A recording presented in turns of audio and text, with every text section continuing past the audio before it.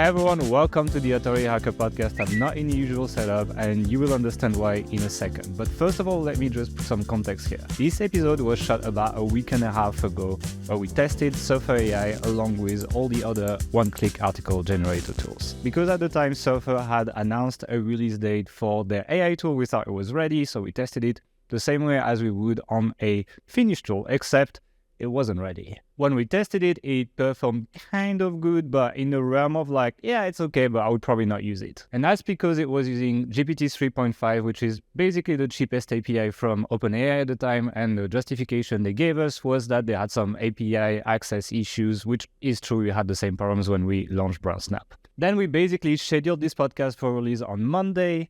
They saw the thumbnail and they messaged us a little bit worried saying, what are you going to say about us? And I told them the truth, that it was okay, but it wasn't as good as a tool like Koala, for example. Then that's when the weird stuff starts happening. I, at the time, was traveling in Wrocław, Poland, which is where my wife studied, and we have a bunch of friends. And through chatting with them and giving them feedback on the tool, I realized their main office is also in Wrocław, Poland. So it was Saturday, we were exchanging, I was giving them a lot of feedback on the tool, and they were really keen on taking the feedback and implementing that on the tool, and started showing me a bunch of improvements, including switching from the cheapest OpenAI model to literally the most expensive one, which is GPT-4 32K token, which most people can't even access at this point. There's a really, really long queue, and even if you have GPT-4, you probably don't have access to the 32K. And as they did that and refined the prompts, the results got a lot better, to a point where for info articles, I would say they actually beat Koala compared to what we had in the podcast. And for roundup reviews, I would still give the palm to Koala at this point because they have a dedicated template. So now I'm here in a Surfer office shooting in their studio to just do justice to the product they just released, because as far as one-click article generators, it's pretty much as good as it gets for this category. Now, despite all the improvements to the tool, the recommendations we make in the podcast still stand true, which is I would not rely on a one-click article generator to generate content, not read it, not edit it, and publish it on my site. I would recommend that you use these tools as kind of a first draft tool, and then you add value on top, because if you don't actually do anything to this content, it may be easy for you to generate, but it's easy for your competitors to generate. And you're going to be drowning in a sea of competition 6 months from now, regardless of whether the article ranks today or not. And we don't think it's a good strategy for your websites. So we see these tools as more of a way to remove the tedious part of the content creation process so that you can focus on adding value, doing original research, experiencing things that AI can't experience, and add on top of that so that you stand out from your competition and you succeed long-term and not short-term. So none of that has changed despite the improvement to Surfer. But as far as the product, it's a lot better than what we tested in the podcast, and we wanted to make it justice in this intro. So I'm not going to tease you anymore. Let's get started with the podcast. Hey everyone, welcome to the Authority Hacker podcast. In today's episode, we're going to talk about one-click article writers. I'm sure we're in the middle of a big marketing campaign where Surfer is releasing their new, essentially, content generator, and a lot of people are releasing these kind of tools. So we're going to talk about them. We tested a few of them, and we're going to talk about whether you should consider using these tools, whether you should not consider using these tools. I'm not fully against it. Actually, one of the tools in the batch that we tested impressed me quite a lot, and I think it's not something necessarily we publish right away, but it's something that could definitely be a base for something we publish. So we'll talk about that. But before that, obviously, we're going to ask Mark how he's doing. How are you doing, Mark? I'm doing good, thanks, Gael. Just recovering from the hangover that was Google I/O yesterday as we're recording this. Yeah, let's talk about this, because obviously, people are going to be talking a lot about that too. So we're going to talk about one-click article writers, but let's just do a quick recap. The first thing that Google announced is this PaLM 2 model. PaLM is basically GPT for Google. It's their own language model. So they announced a better one. And I already announced the next one as well. They're we have one called Gemini that is going to come as well. That is multimodal. What does multimodal mean? Sorry. Multimodal means that you don't need to just input text. You can input images, for example. You can take a photo and it will. Okay. It's used. They showed an example of how they do that for PaLM, for example, where they show X-rays, and it just analyzes what's going on and makes the diagnosis, basically. So that's an idea of multimodal. But they also said something about Gemini that was very interesting to me that I think nobody in SEO world noticed from what I've seen on social media, is that they're building watermarking in from the beginning. What does that mean? That means that they will be able to tell if the model generated an image, if the model generated a text or something like that through watermarking. I don't know how they would do this for text, but I know for image, they're going to do this through metadata, basically. You won't be able to generate images that look real and tell people it's real if they check the metadata, basically. So it's gonna give a layer of safety and responsibility, as they say it, But like, I'm curious to see if they can do that with text, which is a lot more complicated because, like, raw text, you can't put metadata behind it. Yeah. So let's see how it goes. But like, there was a little bit of talk about watermarking, which was very interesting to me. I think, though, like, the biggest issue, or the thing which will probably be concerning most people listening to this show, is going to be the changes to Google, to the SERP layouts, particularly for like best keywords. I think they had an example of a roundup review keyword there, and essentially what they've done in this example, and remember that this is the kind of very early stage kind of like concept. So, the reality is probably going to be a bit different, especially when they have to factor in their own advertisers. But essentially, it was like a super featured snippet, which had all of the products available on Google Shopping, of course.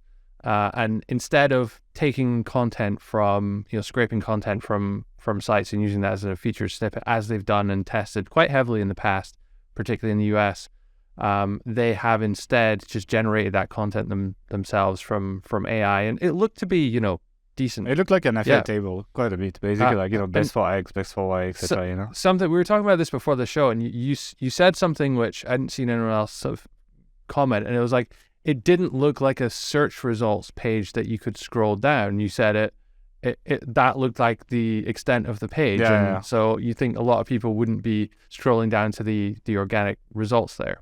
Yeah, I mean, the thing is, like, they use a trick, they change the background colors. So basically you have like, and actually the layout of the SERP is a little different. It has basically your prompt box / search box on top.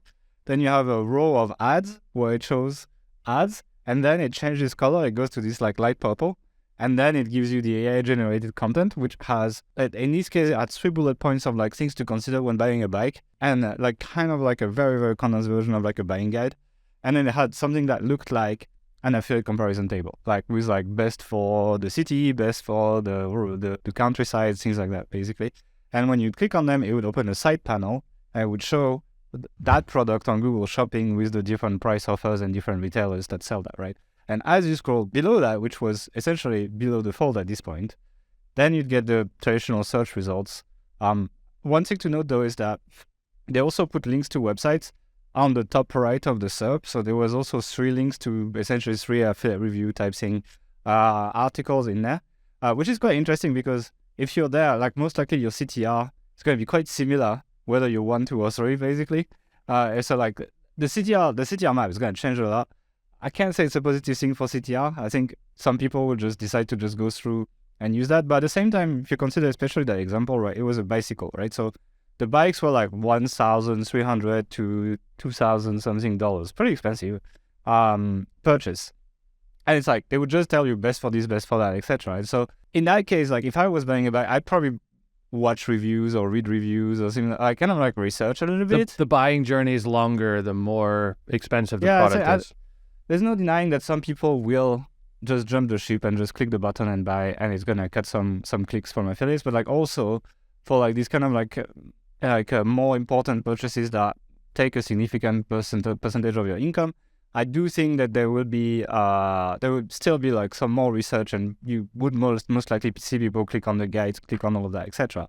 There is another thing that they actually didn't show in the keynote, but they announced through a blog post called Perspectives, which I think is also quite interesting, which is basically an EE80 widget, let's just call it that, where they want to surface personal experiences that you've had related to the query. So they could be surfacing short videos, so TikToks and YouTube Shorts most likely, because TikTok's already indexed, blog posts, so text websites, and YouTube videos. And so essentially it's kind of like a block, but then if you click it, it just expands and takes over your whole screen with kind of like a wall of videos and articles and things like that.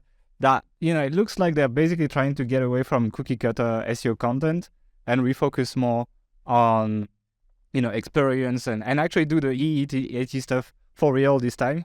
Not just saying it. And because there's been a situation right now is really like, you or I buying something on go to Google, search for it, and you don't really trust the results, right? Because they're all say the same thing. They all kind of like try and put this EAT stuff in there to tick that box, but very rarely do people actually like provide you with like a really good experience of selecting that product and give you good insights. You kind of have to go to a few different places to get that.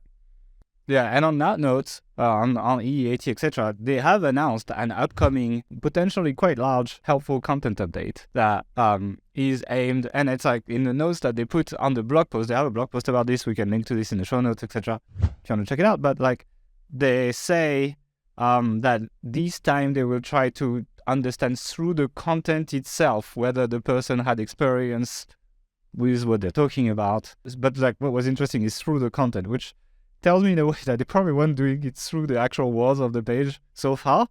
Maybe they were doing it through links, maybe they were doing it through other ways, basically.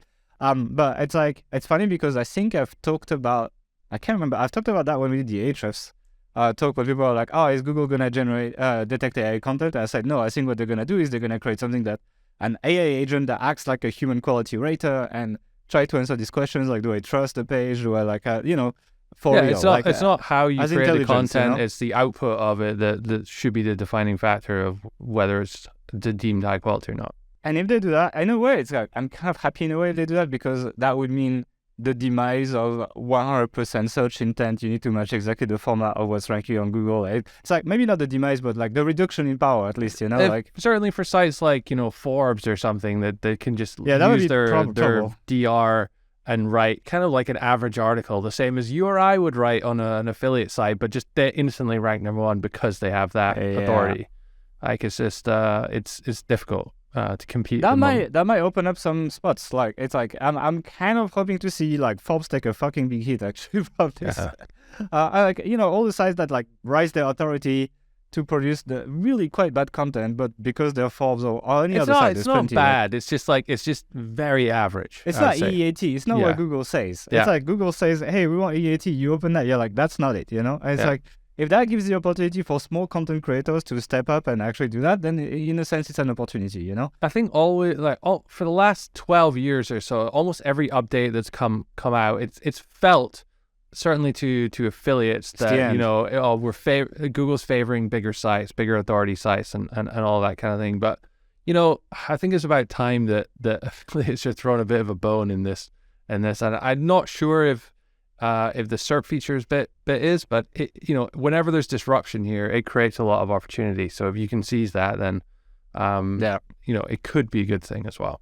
The thing as well is like with this perspective thing, like what it makes me think is like, maybe like the way forward, if EAT is truly rewarded finally, the way forward would be to both run a website and a YouTube channel, things like kind of like mix things up, because you can, I imagine YouTube gaining lots of search traffic from that, for example, so like it becomes more interesting. And if you're doing the thing in real life, like why not make videos as well? So it's like, it's one of the things that I'm considering, like the way we run affiliate sites, all like publishing businesses will probably change. But I could see kind of like a rebalancing where you can capture traffic on one side where you lose on the other side, and kind of like balance things out, basically. Another thing I want to say about this is like we've seen these things, but let's look at how they're rolling it out, right? There was no date given on when that would be released. And the way it works is they essentially release the beta program that you can sign up for that will essentially allow you to test these features. And usually when a program like that rolls out and you need to sign up and they're building a whole program around it, etc., it's not for 2 weeks, It's like something that's going to last for a while. And so I would not be surprised if this lasted at least a year, and like maybe next year at Google I/O, they announce some of these rolls out to the main search or something like this. It's like, I think the way I see this roll out is like, I think we might see some of these widgets, like this perspectives widget. I could see that probably in the SERP a bit earlier. I could see the big helpful content update that they essentially pre-announced roll out fairly soon, them trying to reshuffle a bit their results, etc., without the generative AI on top. And then the generative AI comes a little bit later, but at the same time, they've shown shareholders, look, we have a product answer to ChatGPT, to OpenAI. We have Bard as well. Bard also is becoming quite good, like with the new Palm, and they're releasing plugins. It would plug into your Google Docs, etc., your Google Drive. Like it could be a pretty useful tool. But like they've reassured shareholders, being like, hey, we have some products that are actually pretty cool coming up without disrupting their revenue model, which also would piss off shareholders if they roll this up. And because now when they talked about ads in this affiliate sub, they were like, oh, we're putting ads on top, but we're kind of trying to experiment. We're not too sure what we're gonna do with this, etc. So it's like it's still very much in flux for their revenue engine as well, and they could be disrupting themselves if they roll it out too fast. So I think it was a smart move to show cool stuff, but not necessarily roll it out very quickly to just show they're in the race. So it's like, my opinion is generative AI is still quite a while away, but we might see the perspectives widgets, we might see the big helpful content updates. Maybe they will apply AI more to the algorithm to judge websites, things like that, etc. So that's pretty much where we're at. We'll see what happens. And because it's going to take a while to roll out, one thing I want to say is like it's probably not going to roll out the way we've seen it to Google I/O. It's going to be slightly different. If you look at Bard, for example, when they first released it, it was a shitty chatbot. It gave 0 links. It gave none of that. Now they've shown how they give a lot more attribution to content, or they link to at least related content and so on. And when they have to be a bit careful of this because of the like the whole litigation thing with governments going after them and stuff like Google News. We were talking about that before, Yeah, so it's like Google News, they got in trouble for literally giving the news in the headline despite linking to the publishers. So it's like, imagine if the generative AI cuts too much traffic to big newspapers that publishers don't care about your affiliate site, but they care about big websites. Yeah. And it's like, it's good enough because you're in that basket where like you'll be treated the same. And so I don't think it's gonna roll exactly the way we see it, but something inspired by this could be rolling out in a year plus time, I think. That's pretty much this. Some opportunities potentially with the AT, potentially some negatives with the generative AI, but we really can't tell. It's kind of like too far from being rolled out at this point. So that's our catch up on Google I/O. Let us know what you think. All right, so now let's talk about one-click content generators. Basically a new category of AI tools. For a while we had like the Jasper clones, which were basically text editors, and then you'd write a prompt and it would just write some of the article, then you keep writing, it writes again, etc. Now we're getting even more lazy and we just want the whole content to be done for ourselves without doing anything, which makes sense. I mean, the new models like GPT-4, etc., they're pretty good at writing. You can give them more autonomy in a way.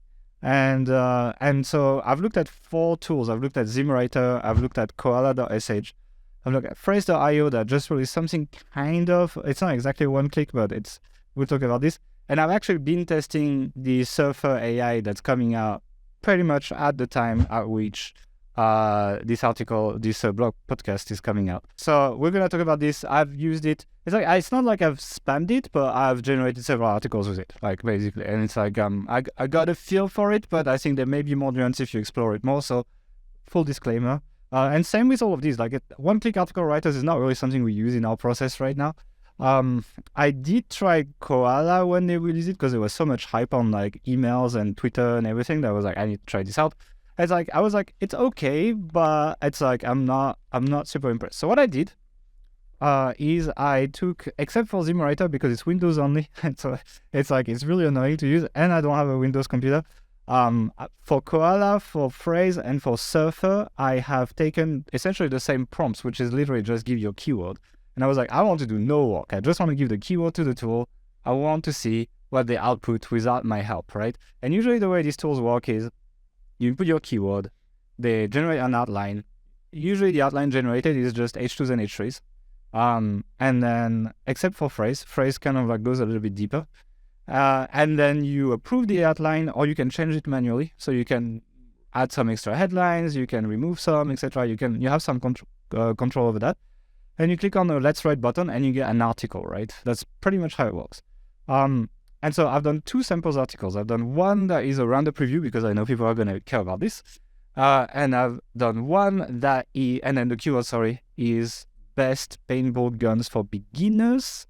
And then one that is an info article that is paintball rules, the official paintball rules. That's the keyword. And I've used the max settings on all of these. So on Koala, for example, a 2,000 word article, like the roundup review was 2,000 words, cost me about $5 on my plan. So that's, gives you an idea. That's interesting. It's like, I mean, still much cheaper than working with a, experienced, expensive writer, but it's not nothing. It's not as cheap. Yeah, I mean, they basically overcharge you for it. Like, you don't put your API key, but they charge you 4 or 5 times the API price. Yeah. But in exchange, they build a bunch of useful tools that prompt the tool around, which honestly it's fair. It's not $5 per article.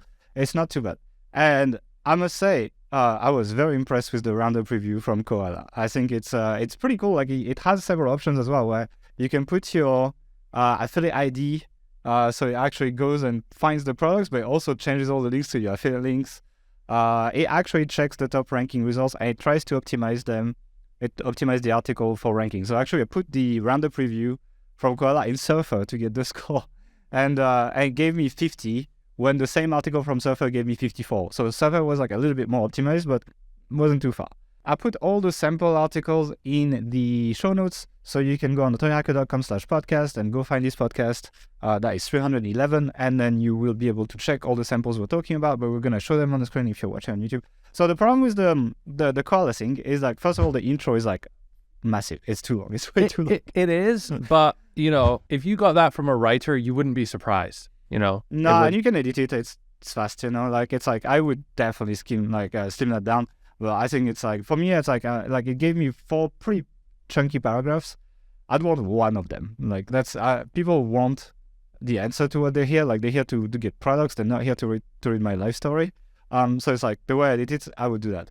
But then after that, it got pretty good. Like, the products it picked, I think it looked at the competitors on the SERPs. It's pretty smart on that. So my issue with this is actually product selection. Like, if you look, the first product is this Mad Dog Corners Tactical Beginner HPA paintball gun, and then the second one is the same thing but not an HPA paintball gun package. Yeah, I see. Yeah. So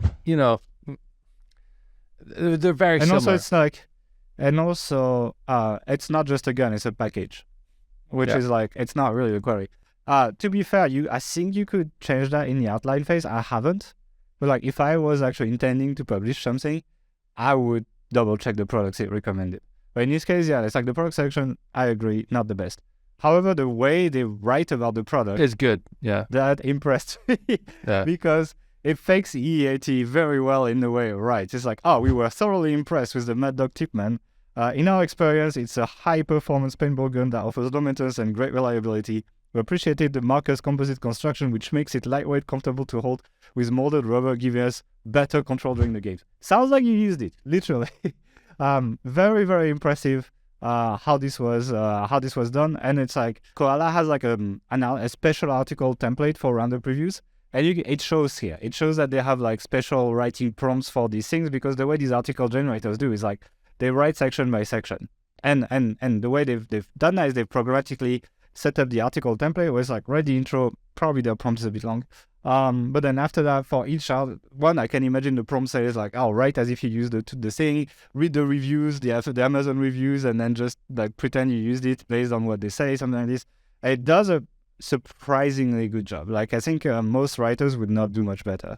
So for that, most writers that don't know paintball or play paintball would not do much better on the first go. Yeah. I think it's like 95% there, but very impressive. Probably the most impressive roundup review I've seen so far from AI. Certainly, if you look in the SERPs, this is better than some human written content that's out there. If you pick the right products, it would do, like, this section I would use actually. I would put on my article. I don't think it does worse. And I think that's kind of the theme of this episode. Like these tools are really helpful, but they're never going to be truly one click. You shouldn't publish not reading that. yeah. Because of little issues like this here. But, even with just a little bit of extra work and editing and, changing the products in this case, or the intro or whatever it might be, you can get very, very close at least. That's the thing. It's like, is it worth $5 for you to get this draft? I think that's kind of my question to you. Because that's really what it is. It's like, it doesn't mean you don't have to touch it. It doesn't mean you don't have to do anything. And I would, like, it's missing like a TLDR section on top. It's missing FAQ. It's missing all of that. Like, I would not prioritize, but if you kind of like dress it up and edit it and make it pick the right products, is it worth $5? Yeah, it would be more expensive to get someone else to do this draft. If you look at the buying guide, it's not that long. But I think it picked the right sections. Like, it put budget considerations, types of gun, weight and comfort, durability and maintenance, and accessories and customization. It's not the most developed buying guide, to be honest. I think it's okay. But that's one of the things where if I was publishing this on my site, I would probably expand that a bit And the article is only 2,000 words. I don't know. It may be enough for this career because paintball is not very competitive. But if it was a more competitive market, you'd expect a much beefier buying guide. But overall, what is written in there is okay, I think. It loses a little bit of that personal touch that it had in the tone feels a bit different from like when it wrote the product sections. And you can see the prompts are different. For Koala's defense, you can actually put different prompts for different sections. So you can actually kind of like, you have some creative control over how it's going to write. And it uses GPT-4, by the way. That's why it's pretty expensive. $5 for like an auto-generated article is not cheap for 2,000 words. So if you did 4,000 words, it could cost you $10 and so on. So yeah, but overall, I think it's better than expected when I walked into this podcast, to be honest. Definitely. Now I did the same thing with Surfer, and unfortunately the result was not as good, but it had some interesting parts still. So same, like the thing is like the rule for this was like, I do no work. I'm the laziest bastard out there. I'm just putting the keyword and seeing what comes out, which is not what you should do. But I know that's what a lot of you guys are going to do. It's kind of like none of these tools sort of really market themselves as, hey, we're a one-click, you never have to do anything tool, right? But you get the kind of like secondary marketing, the like sort of implied marketing, like people saying it in groups, or like a lot of affiliates as well will be saying like, oh, like get rid of all your writers, just press one button and get all your content type stuff. And that's kind of like the implicit dream that's being sold, even though it's not actually the reality of it. Yeah. And the thing is like, no, for Surfer's defense, when they messaged me to talk about Surfer, they said, one thing I'd love to ask you is to avoid building the expectation of a one-click ready-to-publish article. So it's like, that's like, I appreciate it. So do you think like, you've done that by calling this podcast one-click article generators, or? Well, we're testing them, right? It's like, it's interesting to actually try this out and just go in real life, not being hyped up. We don't use one-click article generators, so see what you get. And Surfer did quite a bit worse, and I think the reason why is because they don't have a dedicated article template for random previews.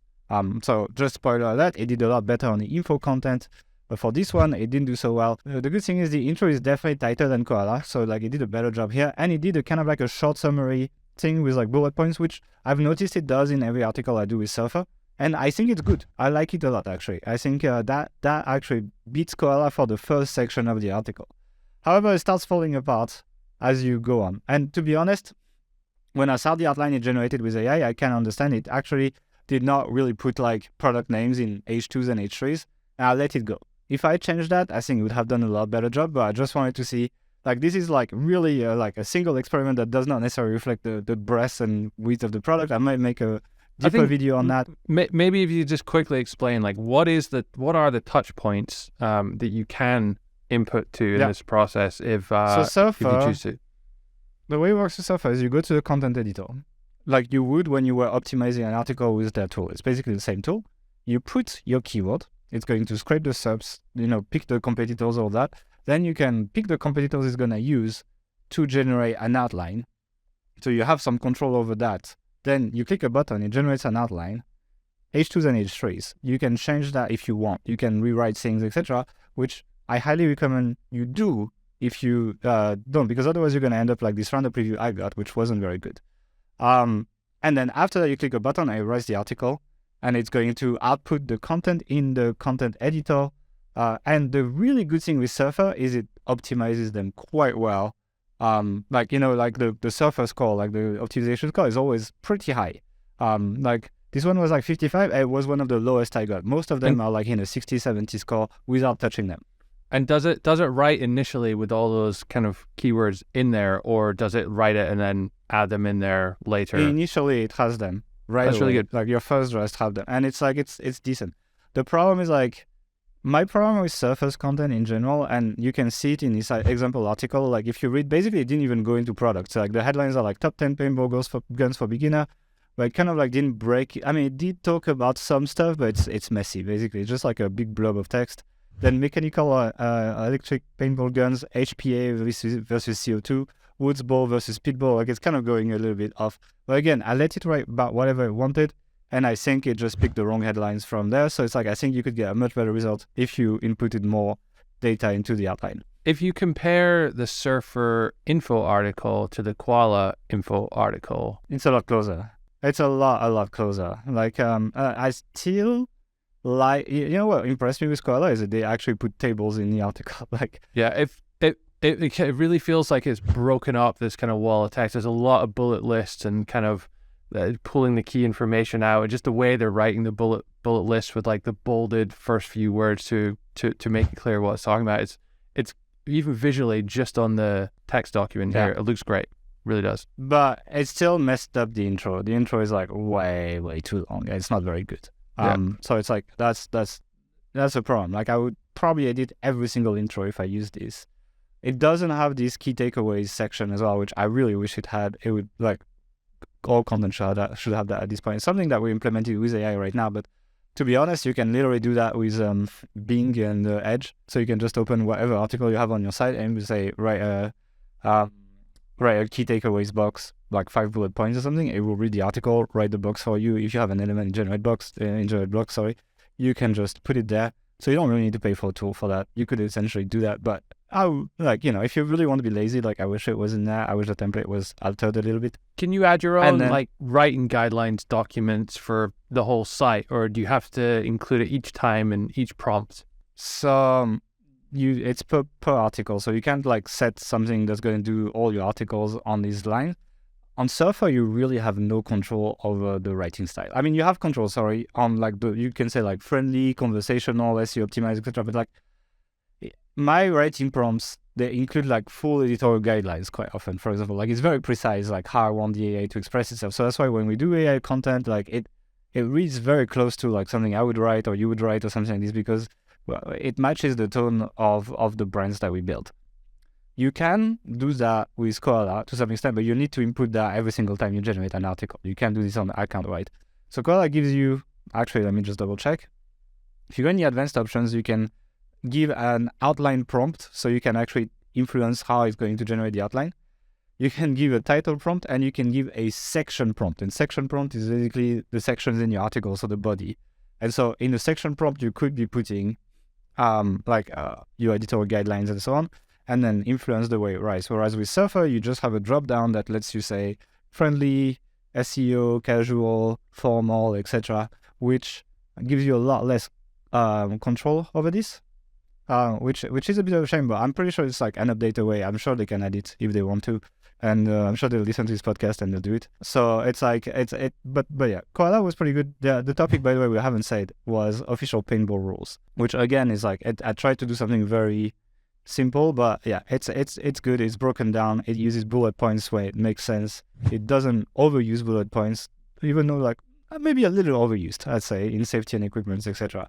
Whereas the Surfer article, let me open it. Surfer article was also pretty good. Like, it actually the outline was a lot better, I think. My problem with the Surfer article is it feels a bit too much like a wall of text. Like, it has the short summary with bullet points, but the rest feels like chunky paragraph after chunky paragraph after chunky paragraph. Even though the outline was pretty good, like safety rules of play, paint checks, established boundaries, dead zone, staging area, game objective, creating teams, hits, etc. Like, it's good. Like, the outline is good, and it did an FAQ at the end. That's what's one thing that Surfer does good, is most articles have an FAQ at the end. So like, it's almost like they each have their strong and weak points, because like Koala is not good at intros. Surfer is better at intros, but then Surfer understands some core things that you'd want to see in an article, like the short summary, that the FAQ, like all of that, etc. It does a better job at that. But the problem is, I feel like Surfer needs to work a little bit on their writing prompts. I think it's a little fluffy. Like, I have a GPT editor prompt that I use internally for us. So basically, one of its main instructions is like remove fluff, And at some point, I put like a 3,000 word article from Surfer into that, and that article became 800 words, right? So it's like it just like it lost a lot of water weight, And so yeah, it's like that's pretty much where we landed on this. But none of these I would probably publish as they are. But the closest one that is to something I'd publish as they are would be Koala for me, actually. Even though I think Surfer, with a few updates, can come very close, and to be frank, has a better user interface. Like, it's kind of like Surfer is like a more evolved tool. It's just that this is a new section in there that I'm sure they will iterate on. And I would not doubt that they can do that. The problem with Surfer as well is you don't know which model they're using. It's like when I ask them, which model are you using, like GPT 3.5 or 4, like 3.5 is like way cheaper. It's like 10 times cheaper. So if you're a software company, you're tempted to just use some of that to generate more profit, basically. Whereas Koala, you actually choose. You have a toggle, but GPT-4 costs like 4 or 5 times more. But as I said, like a 2,000 roundup article cost me $5 with GPT-4. I think it's worth saying that for Koala, the tool has been out there for a while, right? It's battle tested. They've been updating it and improving it. But the entire company is quite new. Whereas Surfer, the company's been around for a while doing SEO optimization stuff. So, it's very sort of well developed there. It could change quite quickly. Content part is like, we're essentially testing the beta of Surfer against the, version whatever of Koala here. So I would expect things will develop quite quickly here. I'm actually wondering, they could release a day one update. Like, it might be better than what we've tested, what people get. Like, it's quite common in product development, so I would not be surprised if Surfer is a bit better than what we got. But yeah, in terms of what came out today, if I had to pick, just doing these things, and again, it's a very specific test. It's like, I put no effort into this. I would use Koala, personally. And it's about the same price with the new pricing on Surfer. Like, if you are like I checked, like if you're on a $99 per month plan on Surfer or $89, I can't remember. I checked the price per extra article. Like, you have a certain amount of articles included, but price per extra article was like $5, which is about the price of a GPT-4 article with 2,000 words on Koala. So it's quite close, but I don't think costs is something that matters a lot. The problem is that when you do Koala, you have no on-page optimization tool. And so like you kind of have to trust the tool's going to do a good job. It has an option to do that. And from my test, like I've taken the content basically in Surfer. It was close enough. It was usually a bit lower in optimization than Surfer, but it was not too far. But yeah, it's like you're probably going to have to buy an on-page tool if you care about that. Whereas with Surfer, it's included in, so there's that extra value.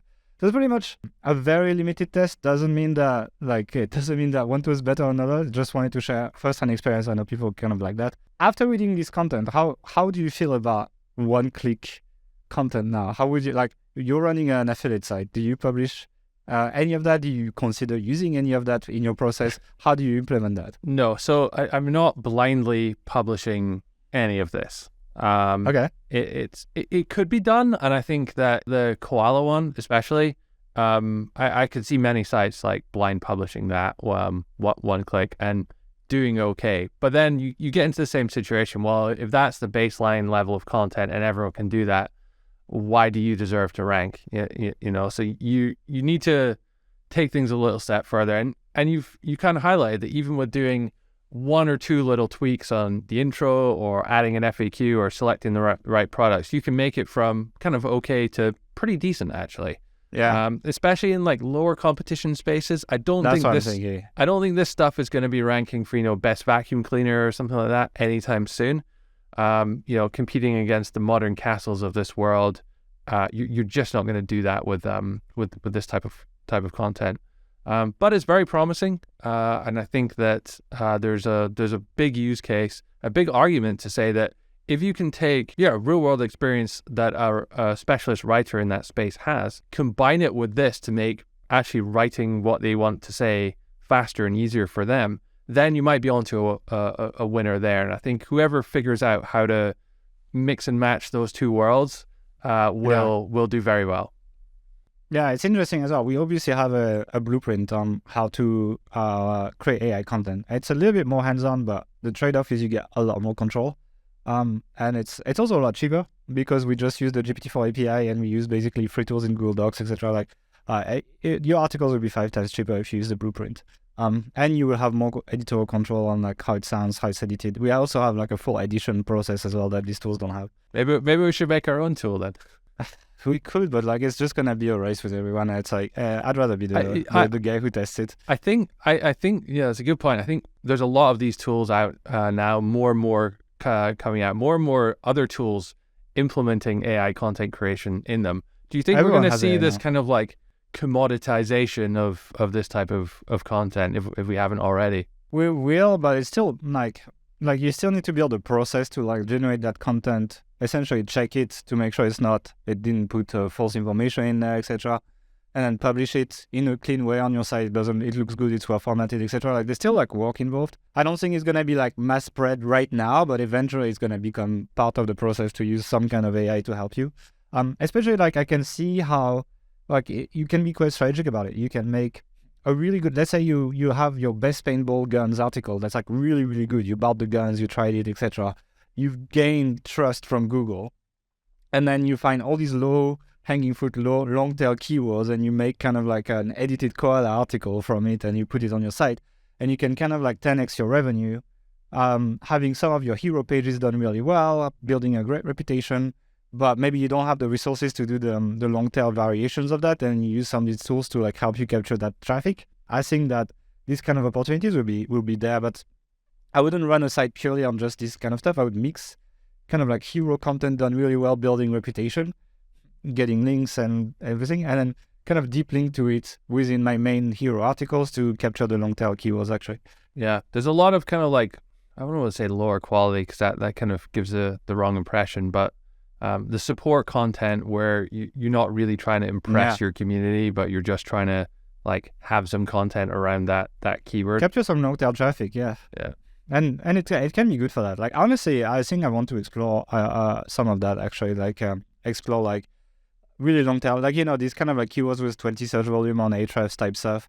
Where it's like, oh, it's very relevant to like the audience I want to capture, but honestly, for this much traffic, maybe it's not worth spending lots of resources building that content. Well, maybe I can find kind of like an 80-20 process here that allows us to publish something decent there, and it can be integrated into an existing hub or something like this. So I think for that, that there will be a place for these tools for that.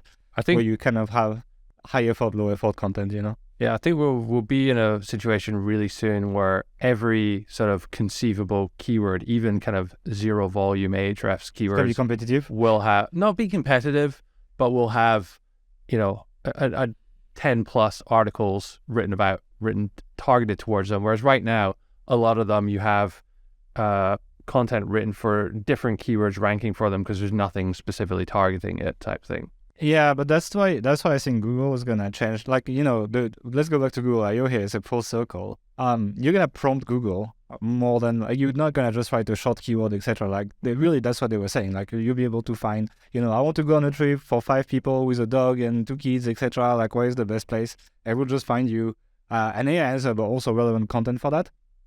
And so like keyword research and the way you target keyword might change significantly. And I think what might change significantly is how we use search engines. And if that's the case, then there will be a use case for creating this super ultra niche content that captures, like, for example, like it's very smart. Like if you're a travel blog, maybe you want to start creating content for like super big families because it's a really real trouble to like travel with 7 kids or something. And also they're high budget. So you can make high commissions there. So maybe there will be a play here on like, hey, how do I travel to this place with a family of 7 plus? And then like making a guide with AI that will do 80% of the job. And then you kind of like tweak it here and there, link to relevant pages on your site. And bam, you can capture that because people are prompting Google rather than just typing more generic keywords, basically. So I think that like it's all gonna come full circle with like search engines themselves changing and how people search changing.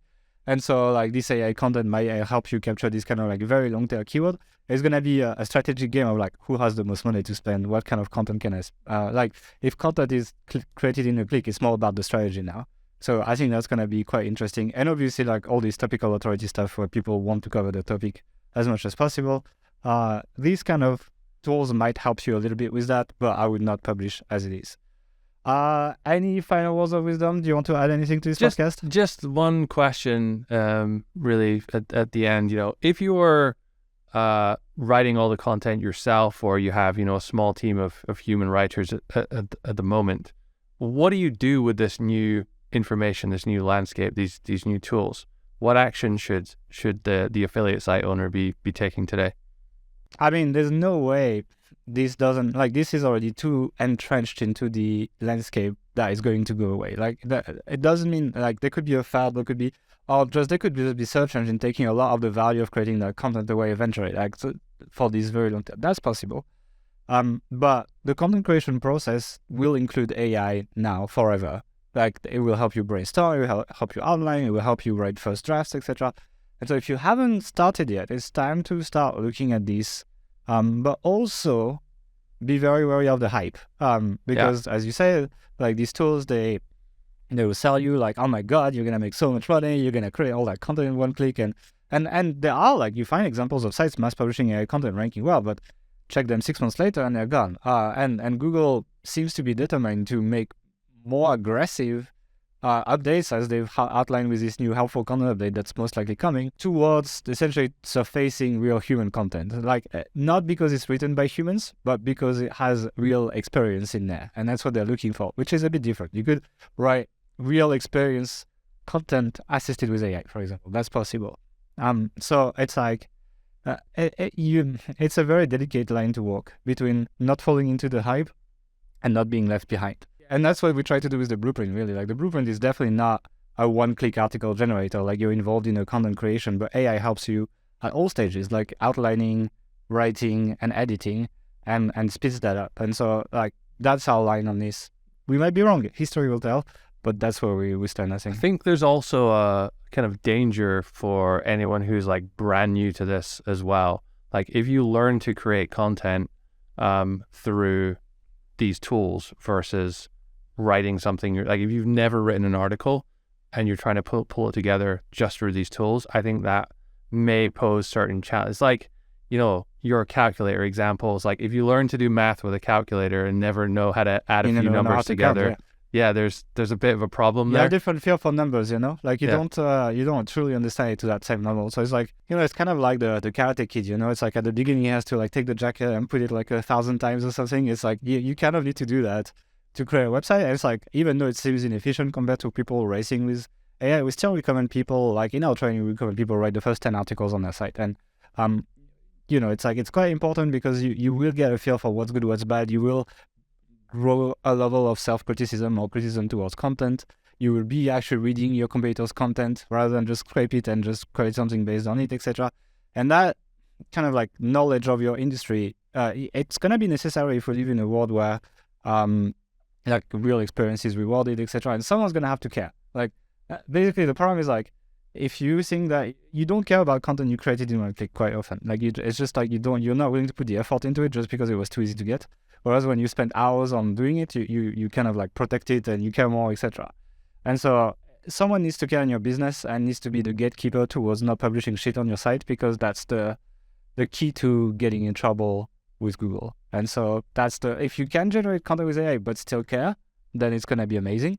If you lose that level of care for your content, you don't check it as much, you don't edit it as much, etc., you're most likely going to be in trouble at one point or another. That's pretty much my take on this. Okay, well, thank you guys for listening. If you want to see the sample articles that we generated, they are on authorityhacker.com/podcast. Check podcast 311 and you'll be able to read all the samples so you can see what these tools can do. Again, this was a very limited experiment that said, I took the outline the tool gave me, I did not edit anything, and I clicked generate. What did I get? Probably not the best experiment in terms of like real life use, but still gives us some insight on how these tools work. So I hope you enjoyed that. Again, not a complete experiment. It doesn't mean that, you know, one tool cannot beat the other in other situations. We are going to start releasing more content on our YouTube channel. So if you're listening to the audio version of this podcast, go and subscribe on YouTube, Authority Hacker. We are slowly getting started with YouTube videos finally, but there's already a video that's out. So go and check it out because it actually reveals a brand new tool that we have released. Hey, I just cut Gael because his outro was shit, so I'm going to record this again. But essentially, we have started doing YouTube videos now. Our first one was released last week. So every second Monday when there's not a podcast, there's going to be a YouTube video. So if you're listening to this on audio, or if you're listening to this on YouTube and not subscribed already, make sure to go over to the Authority Hacker YouTube channel, subscribe there, and you get a ton of new content now every single week from us.